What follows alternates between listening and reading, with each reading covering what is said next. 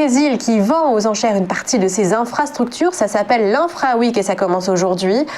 Le gouvernement table sur la participation d'entreprises majeures, notamment Vinci ou ADP, et espère récupérer à travers ces ventes quelques 1,5 milliard de dollars. 22 concessions d'aéroports sont mises aux enchères pour 30 ans, mais aussi des voies de chemin de fer ou des ports.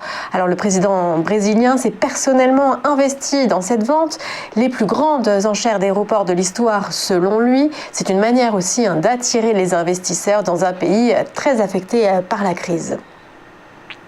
Et le Crédit Suisse évalue les dégâts de l'affaire Archegos et ils sont importants. 4 milliards de dollars seraient perdus à cause de la défaillance de ce hedge fund. C'est la plus lourde perte parmi les banques exposées à cette affaire.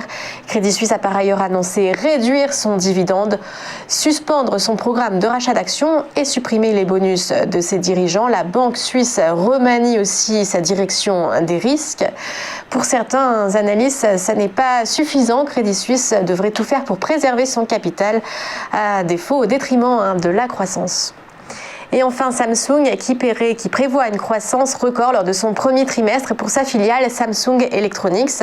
Une hausse de 44% de son bénéfice opérationnel, largement due à de solides ventes de smartphones et au lancement de la nouvelle gamme en janvier dernier. Samsung Electronics est le premier fabricant mondial de smartphones, mais aussi de puces électroniques de mémoire.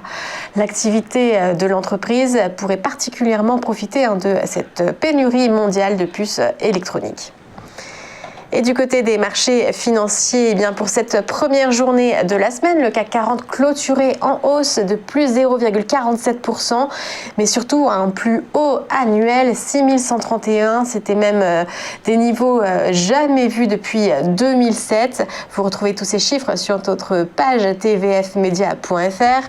Wall Street était aussi en légère baisse hier, moins 0,29% pour le Dow Jones, moins 0,10% pour le S&P et moins 0,05% pour les valeurs technologiques du Nasdaq.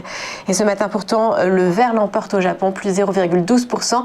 Mais les valeurs technologiques ont été portées par l'annonce du rachat de Toshiba par la société de capital investissement CVC. L'euro reprend aussi de la vigueur ces derniers jours et se négocie à 1,1871. Et puis on suivra aujourd'hui tout spécialement les PMI services dans la zone euro.